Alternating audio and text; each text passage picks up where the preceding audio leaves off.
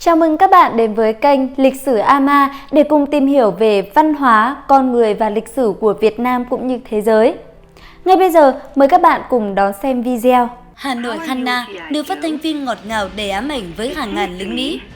Đây có lẽ là những từ ngữ vừa ám ảnh, vừa được mong ngóng nhất mỗi ngày đối với lính Mỹ tham chiến tại miền Nam Việt Nam. Chương trình radio đặc biệt này bắt đầu từ năm 1965 và kéo dài cho tới ngày quân đội Mỹ rút khỏi Sài Gòn khoảng một thập kỷ sau đó.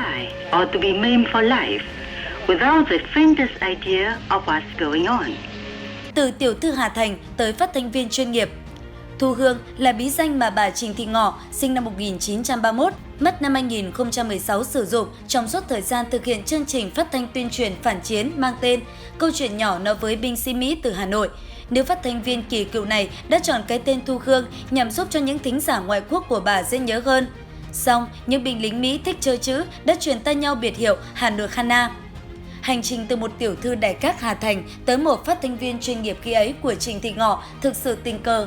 Bà sinh ra trong một gia đình tư sản giàu có cha là Trịnh Đính Kính, người được mệnh danh là ông Hoàng Thủy Tinh Đông Dương.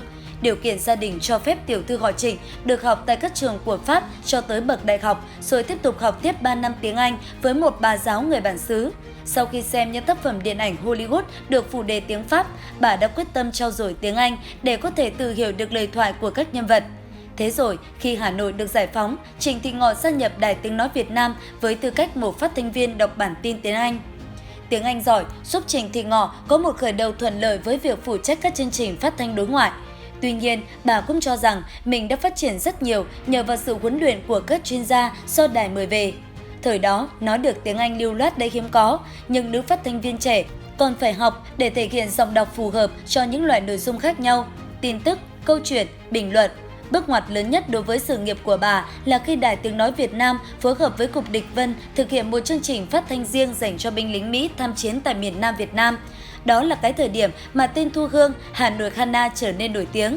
Thậm chí, Đài Phát thanh Hoa Kỳ đã ngay lập tức thông tin về nữ phát thanh viên Việt Nam có chất giọng ngọt ngào đang cố gắng ru ngủ binh sĩ Mỹ sau chương trình phát sóng đầu tiên của bà. Hà Nội Hana, ám ảnh đầy lôi cuốn. Vào những giai đoạn cao trào của cuộc chiến, Thu Hương thực hiện 3 chương trình 30 phút mỗi ngày vào 3 khung giờ khác nhau, nhắm vào khoảng thời gian binh lính Mỹ vừa từ chiến trường khốc liệt trở về. Nội dung của các buổi phát thanh thường liên quan tới những con số thương vong hay danh sách bị bắt của lính Mỹ, khẳng định rằng sự can thiệp của Hoa Kỳ ở Việt Nam là không chính đáng và trái đạo đức. Những thông tin về các cuộc chính quyền đàn áp người da đen tại quê nhà, chính quyền Mỹ đã bỏ quên các anh. Tại sao các anh lại ở đây, trong khi các anh có những vấn đề của mình tại chính nơi chôn rau cắt rốn? Một điều đặc biệt là những tin tức được tổng hợp trong bản tin này được lấy từ chính những báo nước ngoài và báo của quân đội Mỹ. Dù là những chương trình phát thanh địch vận, song Hà Nội Hana không hề tỏ ra gay gắt hay kết tội các binh lính Mỹ. Với giọng đọc thỏ thẻ, oanh vàng trò chuyện hàng đêm, Hana còn giới thiệu những bài hát Mỹ chống chiến tranh nổi tiếng trong nội dung phát sóng để khơi gợi nỗi nhớ nhà trong lòng những chàng trai trẻ. Những người lính Mỹ tha thiết một niềm khao khát sống khi nghe những bài hát của Hana mà rất nhiều trong số đó bị cấm trong quân ngũ. Đôi khi, Hana còn gửi lời chúc mừng sinh nhật tới một người lính Mỹ nào đó. Một cựu binh đã kể lại rằng, có lần Hana đã gửi lời chúc mừng sinh nhật tới đồng đội 22 tuổi của ông. Nhưng thật không may, anh ta đã thiệt mạng vì mìn vài ngày trước đó. Nghe lời chúc mừng sinh nhật được gửi tới người đồng đội quá cố từ một người phụ nữ ở phía bên kia chiến tuyến, quả thực là một trải nghiệm rợn tóc gáy. Thế là những người lính Mỹ đã âm thầm mang suy nghĩ né tránh những cái chết vô ích trên chiến trường. Họ muốn sống để được nghe lời chúc mừng sinh nhật của Hana. Thượng nghị sĩ Mỹ John McCain, người từng là phi công xuất sắc của Hải quân Mỹ và đã bị giam giữ tại hỏa lò từ năm 1967 tới năm 1972, sau này đã thừa nhận với báo chí Mỹ rằng ông và các đồng đội đã thường xuyên nghe chương trình phát thanh của Hà Nội Hana trong thời gian tham chiến tại Việt Nam. Nhiều binh lính Mỹ ở miền Nam Việt Nam khi đó thay vì nghe chương trình phát thanh chính thống thì lại tin tưởng nhiều hơn vào những nội dung mà giọng đọc tiếng Anh mềm như lụa của Hana cung cấp. Tờ New York Times cùng rất nhiều báo chí lớn của Mỹ còn ca ngợi Hà Nội Hana là giọng nói ma mị, ám ảnh nhất thế kỷ 20. Trong một cuộc phỏng vấn với kênh truyền hình C-SPAN của Mỹ thực hiện năm 1992, khi được hỏi rằng liệu Bắc Việt có thực sự biết được phản ứng của binh lính Mỹ khi đó hay không, Trình Thị Ngọ cho rằng thực ra khi đó rất khó để biết được phản hồi, nhưng chương trình của chúng tôi có một mục tiêu và chúng tôi tin tưởng vào điều đó để tiếp tục duy trì nó. Có lẽ bà và những cộng sự đã không thể ngờ tới sự tác động to lớn này của chương trình tới tâm lý của những người lính Mỹ tham chiến lúc đó. Trên thực tế, chương trình của Hà Nội Khana không phải là chương trình phát thanh kiểu này đầu tiên mà binh lính Mỹ biết tới. Trong Thế chiến II, họ cũng đã có những trải nghiệm tương tự với một người phụ nữ được gọi là Tokyo Rose từ Nhật Bản.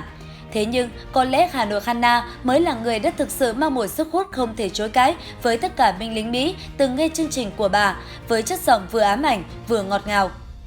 Phía sau một giọng đọc, nhà thơ Nguyễn Quang Thiều, người đã từng tiếp xúc với nhiều cựu binh lính Mỹ cho biết, có những người trong số họ khao khát được gặp lại Thu Hương, Hà Nội Khana sau chiến tranh, chỉ để nghe và tận mắt chứng kiến người phụ nữ vô cùng đặc biệt này ngoài đời thực. Sau ngày đất nước thống nhất, nữ phát thanh viên Trịnh Thị Ngọ đã chuyển vào Nam cùng gia đình và công tác tại Đài Truyền hình Thành phố Hồ Chí Minh cho tới khi nghỉ hưu vào năm 1987.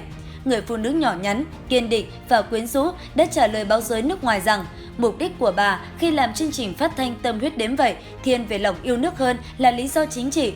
Tôi chỉ muốn nói về những truyền thống của Việt Nam, làm nguôi đi sự giận dữ của cuộc chiến để khiến họ cảm thấy muốn từ bỏ vũ khí. Bà cũng khẳng định mình không hề căm giận đất nước và con người ở bên kia bán cầu. Thậm chí, San Francisco đã luôn là nơi tôi mơ ước được đặt chân tới cùng với cầu Cổng Vàng và Hollywood. Tháng 9 năm 2016, Hà Nội Khana Trịnh Thị Ngọ qua đời. Câu chuyện của bà đã xuất hiện ở nhiều báo chí trong và ngoài nước. Nhưng trên hết, bà đã để lại một di sản cho những người ở cả hai chiến tuyến. Cảm ơn các bạn đã lắng nghe video trên kênh Lịch sử Ama. Hãy để lại bình luận của bạn về chủ đề này. Và cũng đừng quên like, subscribe kênh để đón xem những video mới nhất của chúng mình. Cảm ơn các bạn đã đồng hành cùng với Lịch sử Ama và đừng quên like, share, comment vào video này cũng như đừng quên đăng ký kênh bạn nhé.